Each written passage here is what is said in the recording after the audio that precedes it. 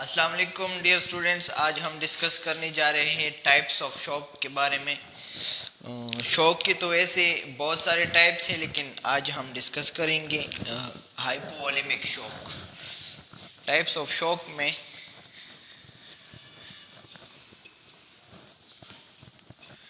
सबसे पहले जो है हाइपोवॉलेमिक शॉक।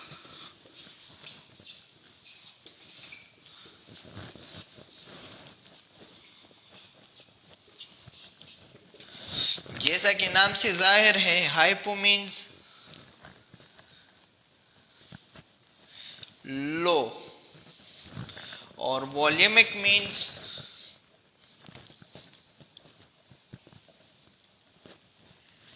वॉल्यूम। अब डेफिनेशन किस तरह करेंगे? डेफिनेशन इस तरह करेंगे कि shock due to low volume called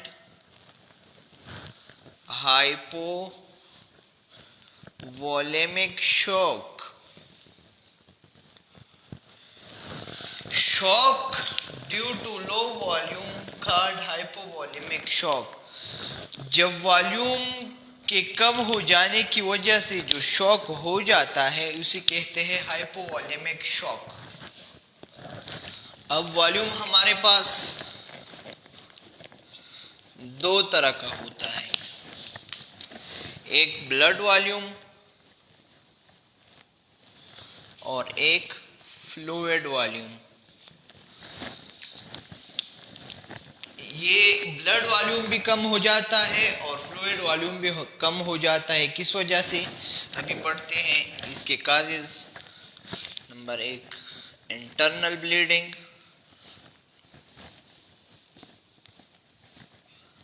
internal bleeding, haemorrhage.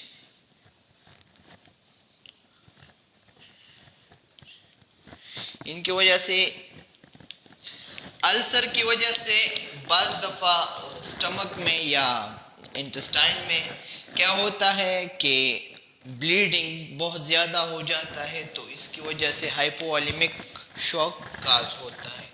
इसके अलावा पोस्ट मार्टम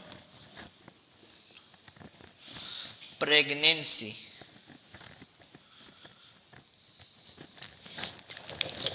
प्रेगनेंसी के बाद बाज़ दफ़ा बहुत ज़्यादा खून बह जाता है, तो इसकी वजह से भी हाइपोवॉलेमिक शॉक काज हो। अब चौथा जो है ना, एक्टोपिक प्रेगनेंसी।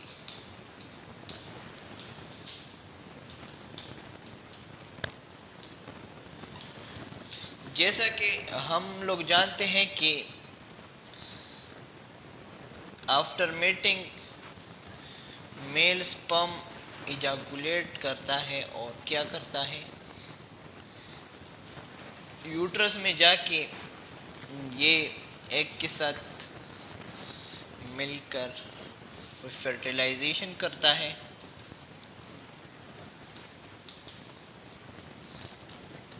तो ये जायगोट बनाता है। जायगोट ट्रेवल करता हुआ किधर आता है? यूट्रस में आता है। अब किसके लिए? For implantation. किसके लिए? For implantation. लेकिन कुछ वजूहात की बिना पर ये जायगोट किधर रह जाता है? फेलोपियन ट्यूब में। फेलोपियन ट्यूब में ही रह जाता है। तो बेबी जब बढ़ता है तो ब्लीडिंग काज करता है, और बहुत ज़्यादा ब्लीडिंग क्या करता है? हाइपोवॉलेमिक शॉक काज करता है।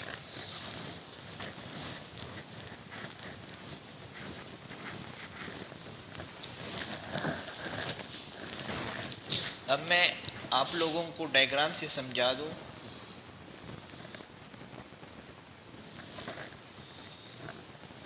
कि किस तरह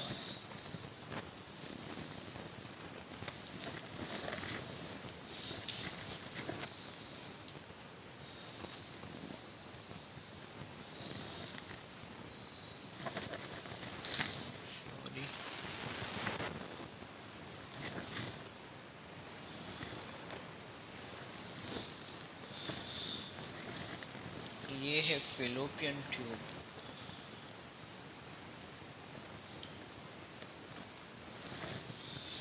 ये है यूट्रस। तो एक्टोपिक प्रेगनेंसी इधर ही हो जाती है।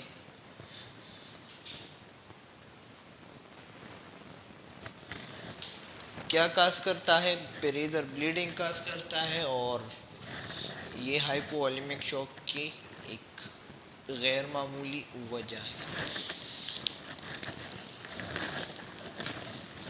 अब आते हैं फ्लूइड वॉल्यूम। फ्लूइड संगा कमीगी सकाजी की देशी दौसवायु फ्लूइड लका उस मुंगूरू प्रदी खैरात ला हमूं पमंडजू दो द्रो रजो नमजानो गेकड़े वर्ता नो प्रदी खैरात चिलाड़ शो अल तक हो मुख्तलिफ किस्म ता खुराकुनई ओ अलवागानी नो आगा ची मुंगा उखरू मुंग को आगा टाइम की न पुएगु पजान सिर्फ वर आचो नो बिया उरुस्तु चिराशु सकास की diarrhoea, vomiting. The severe diarrhoea शी और वोमिटिंग डेर ज्यादा दी तो वजह नसोशी फ्लूइड लॉस शी। फ्लूइड डेर ज्यादा लॉस शी नो गसकास कई हाइपोवॉलेमिक शॉक कास कई बल बर्न सड़िया उस वजीगी नो आगद वजना हम सकीगी हाइपोवॉलेमिक शॉक कास कीगी उस राजू सिम्टम तरफ था स अलामत पिकीगी तचा हाइपोवॉलेमिक शॉक भी सिम्टम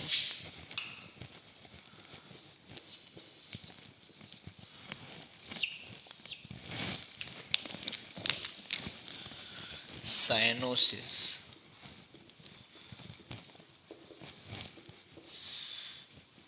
रैपिड ब्रीदिंग,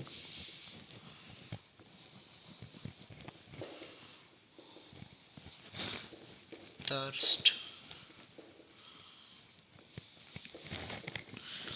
perspiration,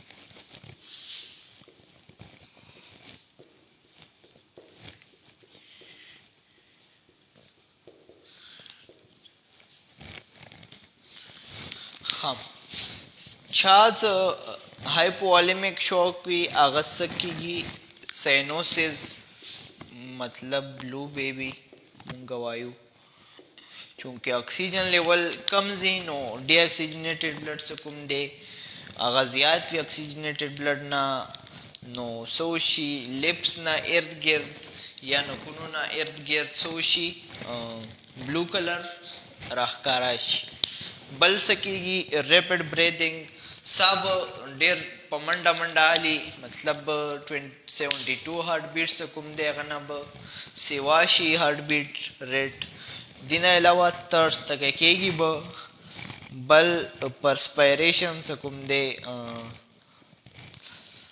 खोला बतेना ज्यादा जीब और लो ब्लड प्रेशर दा हो आम दे संगा चे हाइपोवॉलेमिक शॉक विन और लो ब्लड प्रेशर खुदा खामखी वर्सरा लाजिम और मलजुम दे वर्सरा एंजाइटी परेशानी भी बल दा वीकनेस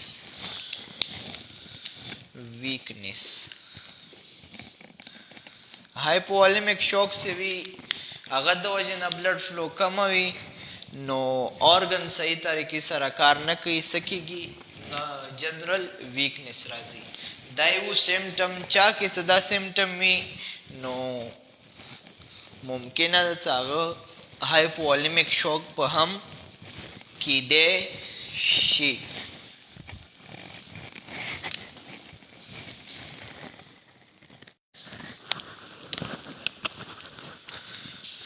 जो ही हम शॉक की बात करें तो हमारी बॉडी सबसे पहले कंपनसेट करने की कोशिश करेगी कंपेंसेटरी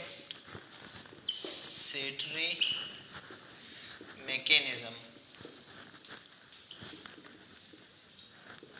जो ही शॉक होगा तो हमारी बॉडी बैलेंस करने की कोशिश करेगी, बीपी को रेगुलेट करने की कोशिश करेगी। सबसे पहले नर्वस सिस्टम रेगुलेट होगा, तो ये इंफॉर्मेशन डायरेक्टली क्या करेगा, कार्डियक मसल को इंफॉर्मेशन देगा कि क्या करें, कॉन्ट्रैक्शन स्टार्ट करें। वाजो कॉन्ट्रैक्शन होगा तो ब्लड प्रेशर अपनी नॉर्मल कंडीशन पे आ जाएगा, लेकिन वॉल्यूम अभी के अभी भी कम है, क्योंकि ये तो सिर्फ ब्लड प्रेशर रेगुलेट हो गया, तो हमारा तो वॉल्यूम के साथ काम होता है। वॉल्यूम तो अभी तक वैसा का वैसा ही है। कार्डियक आउटपुट, स्ट्रोक वॉल्यूम ज़रबे हार्ट रेट। कार्डियक आउटपुट क्या होगा, कार्डियक आउटपुट कम होगा। कार्डियक आउटपुट क्या होता है, स्ट्रोक वॉल्यूम ज़रबे हार्ट रेट। आउटपुट हमें तब मिलेगा जब हार्ट रेट किसके साथ मल्टीप्लाई करे, स्ट्रोक वॉल्यूम के साथ मल्टीप्लाई करे, तो कार्डियक आउटपुट मिलेगा। स्ट्रोक वॉल्यूम क्या होता है, volume of blood ejaculated by each ventricle. जब वॉल्यूम ईच वेंट्रिकल जब वॉल्यूम इजैकुलेट कर लेगा, ब्लड इजैकुलेट कर लेगा, तो ड्यूरिंग सिस्टोलिक ब्लड प्रेशर में, हाई ब्लड प्रेशर में जब वॉल्यूम इजैकुलेट होगा तो इसे क्या कहते हैं, स्ट्रोक वॉल्यूम। जब वॉल्यूम ही कम है तो किस तरह आउटपुट तो कम होगा ना, तो इसके बाद एक और सिस्टम रेगुलेट होगा, एंजियोटेंसिन।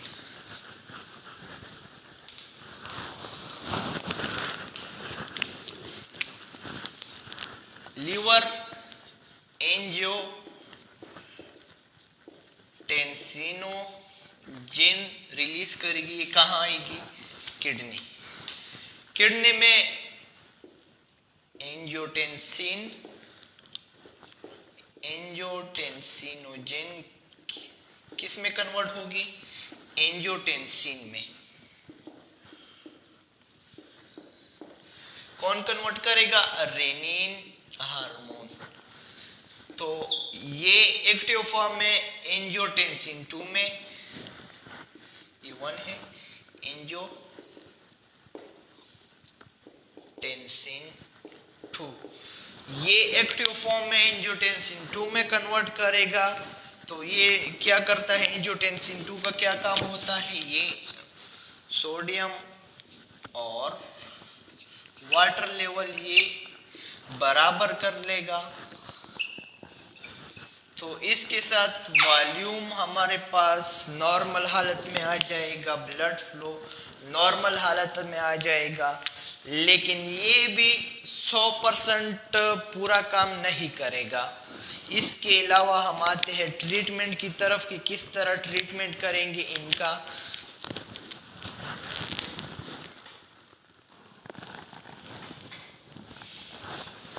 तो ट्रीटमेंट में सबसे पहले IV fluid, intravenous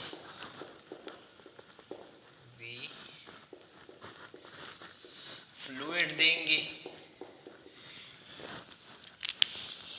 intravenous fluid देंगे जैसे रेंजर सॉल्यूशन,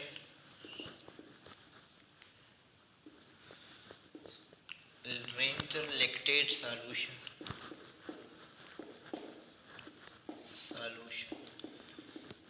फ्लूइड देंगे। फ्लूइड कभी कभी बहुत ज़्यादा भी हो जाता है तो ये लीक हो जाना स्टार्ट कर देता है। इसके लिए क्या करते हैं, plasma expander for osmotic pressure. Osmotic pressure को मेंटेन करने के लिए प्लाज्मा एक्सपेंडर भी देंगे, जैसे एल्बुमिन डेक्सट्रीन सॉल्यूशन जो है अक्सर पुख्तो के मुंगवायु फ्लाइजेल ड्रॉप और तो लगो नका दस्तुनशी या चा दस्तुनशी नो डिहाइड्रेशन उशी उबो कमेरा शिनो वर्तवा फ्लाइजेल ड्रॉप और तो लगो कना। दीना अलावा बल सको ट्रीटमेंट के आर्टिफिशियल वेंटिलेशन वर्तको। दीना अलावा बसको मेंटेन बॉडी टेम्परेचर और टेम्परेचर वर्ता मेंटेन सातु दई दे ददी ट्रीटमेंट। اول فلویډ ورته لګو بیا پلازما ایکسپینډر دا مین چیزونه دي څه دپاره والیوم دې سره څه شي نارمل شي نو مین مسله د والیوم څه والیوم ټیک شي نو موږ مسله حل شي نو دغه شو ټریټمنټ